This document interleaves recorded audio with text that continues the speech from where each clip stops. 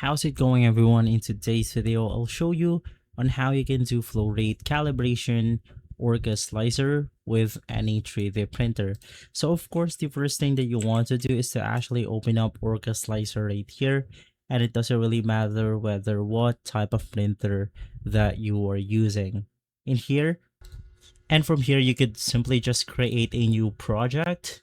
And now we are inside. You want to click on calibration, click flow rate, and I suggest to use the YOLO recommended because it's the easiest one right here.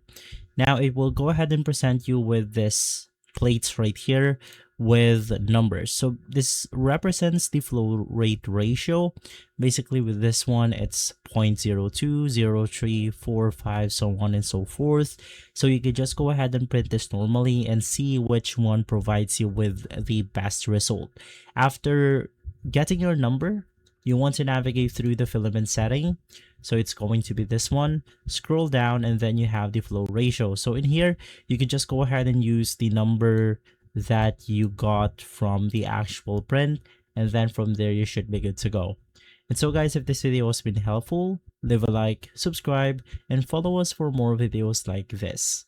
Thanks for watching.